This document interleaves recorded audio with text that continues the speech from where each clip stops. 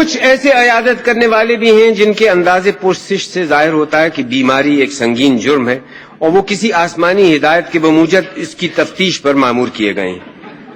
پچھلے سال جب انفلوئنزا کی وبا پھیلی تو میں بھی صاحب فراش ہو گیا تو ایک ہمسایہ جو کبھی پھٹکتے بھی نہ تھے کمرہ علالت میں بنفس نفیس تشریف لائے اور خوب کریت کر جرا کرتے رہے۔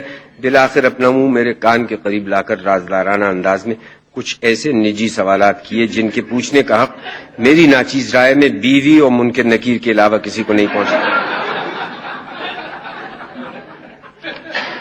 آئیے ایک اور مہربان سے آپ کو ملاؤں، ان کی تکنیک قدرے مختلف ہے۔ میری صورت دیکھتے ہی ایسے ہراساں ہوتے ہیں کہ کلیجہ منہ کو آتا ہے۔ ان کا معمول ہے کہ کمرے میں بغیر کھٹکھٹائے داخل ہوتے ہیں اور میرے سلام کا جواب دیے بغیر تیمارداروں کے پاس پنجوں کے پل جاتے ہیں اور پھر خسر پھسر ہوتی ہے۔ البتہ کبھی کبھی کوئی اچٹتا ہوا فقرہ مجھے سنائی دے جاتا ہے، مثلا صدقہ دیجئے جمعرات کی رات بھاری ہوتی ہے، پانی حلق سے اتر جاتا ہے، آدمی پہچان لیتے ہیں، یقین جانیے اس سر کا پانی سر سے گزر جاتا ہے اور میں تو رہا ایک طرف خود تیماردار میری صورت نہیں پہچان سکتا۔ سرگوشیوں کے دوران ایک دفعہ میں نے خود دخل دے کر باقائمی ہوش و حواس عرض کرنا چاہا کہ میں بفضل تعالی چاق چوبند ہوں، صرف دواؤں میں اور پیچیدہ دواؤں میں مبتلا ہوں، مگر وہ اس مسئلے کو قابل دست اندازی مریض نہیں سمجھتے اور اپنی شہادت کی انگلی ہونٹوں پر رکھ کر مجھے خاموش رہنے کا اشارہ کرتے ہیں اور میرے اعلان صحت ان کی پرزور تردید سے تیمارداروں کو میری دماغی صحت پر شبہ ہونے لگتا ہے۔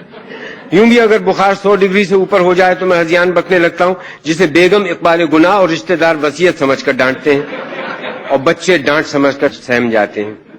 میں ابھی تک فیصلہ نہیں کر سکتا کہ یہ حضرت مزاج پرسی کرنے آتے ہیں یا پرسا دینے۔ ان کے جانے کے بعد میں واقعی محسوس کرتا ہوں کہ بس اب چلاؤ لگ رہا ہے، سانس لیتے ہوئے دھڑکا لگا رہتا ہے کہ روایتی ہچکی نہ آ جائے، ذرا گرمی لگتی ہے تو خیال ہوتا ہے کہ شاید آخری پسینہ ہے، اور طبیعت تھوڑی بحال ہوتی ہے تو ہڑبڑا کر اٹھ بیٹھتا ہوں کہ کہیں سنبھالا نہ ہو۔ پچھلے جاڑوں کا ذکر ہے کہ میں گرم پانی کی بوتل سے سینک کر رہا تھا کہ ایک بزرگ جو 80 سال کے پیٹے میں خیر و عافیت پوچھنے آئے اور دیر تک قبر و عاقبت کی باتیں کرتے رہے۔ میرے تیمارداروں کو وہ باتیں ذرا قبل از وقت معلوم ہوئیں۔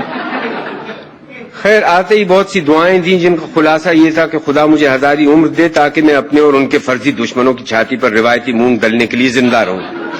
اس کے بعد فشار گور کا اس قدر مفصل حال بیان کیا کہ مجھے غریب خانے پر گورے غریباں کا گمان ہونے لگا۔ عیادت میں عبادت کا ثواب لوٹ چکے تو میری جلتی ہوئی پیشانی پر اپنا ہاتھ رکھا جس میں شفقت کم اور راشا زیادہ تھا۔ اپنے بڑے بھائی کو جن کا انتقال 3 ماہ قبل اسی مرض میں ہوا تھا جس میں میں مبتلا تھا یاد کر کے کچھ اس طرح آبدیدہ ہوئے کہ میری بھی ہچکی بن گئی۔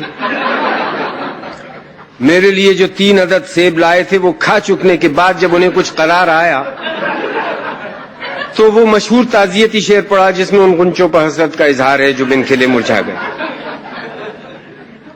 اس وقت ایک دیرینہ کرم فرما یاد آ رہے ہیں جن کا طرز عیادت کچھ اور ہے۔ ایسا حلیہ بنا کر آتے ہیں کہ خود ان کی عیادت فرض ہو جاتی ہے۔ مزاج شریف کو وہ رسمی فقرہ نہیں بلکہ سالانہ امتحان کا سوال سمجھتے ہیں اور سچ مچ اپنے مزاج کی جملہ تفصیلات بتانا شروع کر دیتے ہیں۔ ایک دن منہ کا مزہ بدلنے کی خاطر میں نے مزاج شریف کی بجائے سب خیریت ہے سے پرسش احوال کی پلٹ کر بولے اس جہان شریعت میں خیریت کہاں۔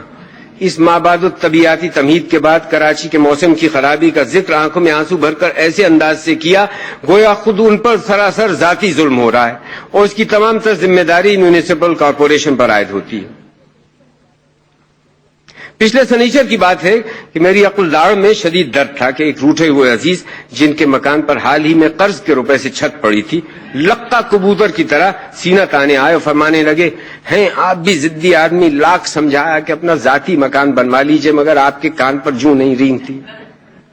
تانے کی کاٹ درد کی شدت پر غالب آئی۔ میں نے ڈرتے ڈرتے پوچھا بھائی میری عقل تو اس وقت کام نہیں کرتی، خدا را آپ ہی بتائیے کیا یہ تکلیف صرف کرایہ داروں کو ہوتی ہے؟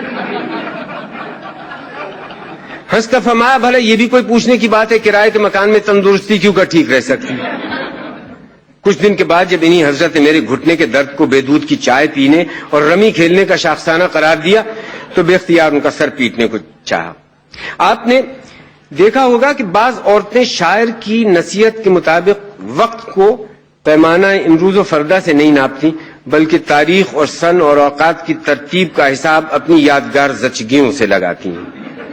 میرے کچھ دوست بھی اپنے بیماریوں سے کیلنڈر کا کام لیتے ہیں، مثلا شہزادی مارگریٹ کی عمر وہ اپنے دمے کے برابر بتاتے ہیں۔ نہر سویز سے انگریزوں کے نہر بدر کیے جانے کی تاریخ وہی ہے جو ان کے پتا نکالے جانے کی۔